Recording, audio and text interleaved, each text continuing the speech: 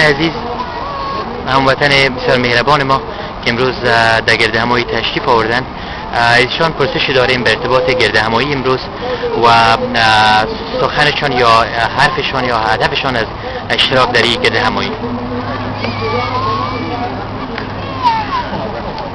هدف شما از اشتراک در این گرد همایی چی است؟ در اشتراک به نام خدا، حسین زاهدی هستم.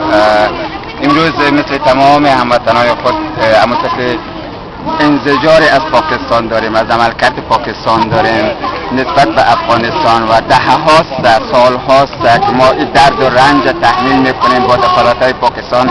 امروز خلاصه صدها راکت را در یک ماه گذشته به خاک افغانستان فرستادن، مردم ما را کشتن، به خاک ما تجاوز کردن. این نمونه بارز و کوچکی است که ما فقط همه میدونن، نه تنها ما، تمام آگاهان ما میفهمند این قسمت.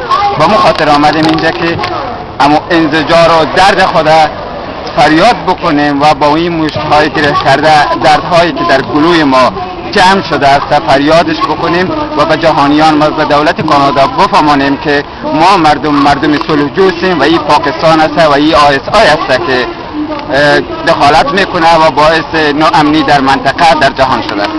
شما از پاکستان نام بردین و از سازمان استخبارات پاکستان در منطقه.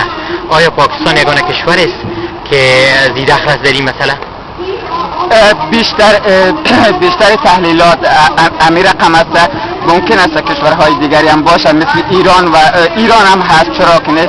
ایران هم یک از کشورهایی است که در کنار پاکستان همیشه در امور داخلی افغانستان مداخله کردند و این مداخلات از باعث دهه‌ها جنگ شده، خونریزی‌های زیاد شده، میلیون‌ها نفر آواره شدند و هزاران نفر دیگر، صدها هزار نفر دیگر ما کشته دادیم در این قسمت. آیا درست است اگر ما بگوییم که شما یکی از سازمان دهنده های برنامه امروز هستین و برنامه شما در ارتباط با برنامه بعدی از گرد همایی چی است؟ حتما اگر چنانچه دخالت ها همچنان ادامه پیدا کنند ما مردم آرام نخواهیم نشست. حداقل کار خود کردیم، به خیابان ها، به سرک ها خود آمدیم و فریاد خود به گوش جهانیان خواهیم رساند. مهربانی از شما یکان، تشکر که حاضر شدین با رادیو رنگین کمان مصاحبه داشته باشید. روز خوبی داشته باشید، موفق باشید.